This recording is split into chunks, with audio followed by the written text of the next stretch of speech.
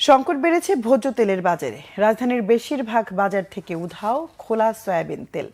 শীর্ষস্থানীয় তেল আমদানিকারক প্রতিষ্ঠানগুলোতে একসঙ্গে ভোজ্য তেলের সংকটের জন্য দাম বৃদ্ধির বদ মতলবকে দুষছেন পাইকারি ব্যবসায়ীরা। তেল উৎপাদনকারীরা পরিস্থিতি দ্রুত স্বাভাবিক হবার আশ্বাস দিলেও রোজার আগে বাজারে সরবরাহে উন্নতির আশা দেখছেন না বিক্রেতারা।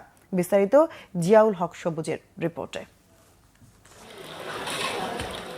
এখনো সংকট কাটেনি সয়াবিনের। রাজধানীর বিভিন্ন বাজারে বোতলজাত তেলের সরবরাহ স্বল্প পরিসরে শুরু হলেও দেখা নেই খোলা সয়াবিনের।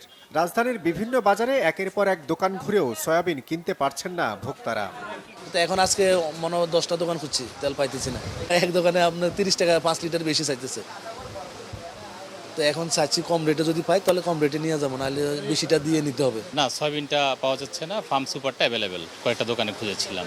বর্তমানে তো সয়াবিন সাপ্লাই নেই। এখন যদি আমরা হাই রেটের মাল আনি, বেশি রেটের কথা এখানে আনি বেচা সম্ভব না।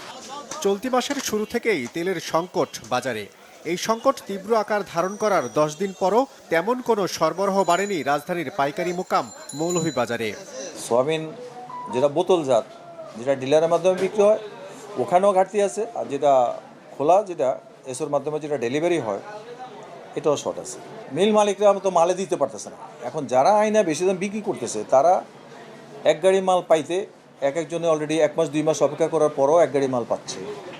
তার যে টোটাল ইনভেস্টমেন্ট, তার যে ব্যাংক ইন্টারেস্ট, তার যে গাড়ি ভাড়া, ড্যামারেজ সর্বসাকল্যে সেও সাফারার হচ্ছে এখানে, যার জন্য সরকারের নির্দিষ্ট দামের চেয়ে বেশি দামে তাকে বাধ্য হয়ে বিক্রি করতে হচ্ছে। মৌলভীবাজার ব্যবসায়ী সমিতির সাধারণ সম্পাদক গোলাম মাওলা জানিয়েছেন, তেল পরিশোধন ও বাজারজাতকারী প্রতিষ্ঠানগুলো 7 দিনের মধ্যে সরবরাহ বাড়ানোর আশ্বাস দিলেও পরিস্থিতি স্বাভাবিক হওয়ার কোনো লক্ষণ দেখছেন না তারা। পূর্বের থেকে এখন আরো জটিল আকার ধারণ করতেছে, দিন দিন মাল শর্টেজ হয়ে আসছে। আমি একজন ব্যবসায়ী হিসেবে যেটা মনে করি যে তারা এই যে জিনিসটা ঘটাচ্ছে এইটা রেটটাকে, দরটাকে ইনক্রিজ করার জন্য সরকারকে একটা চাপ সৃষ্টি।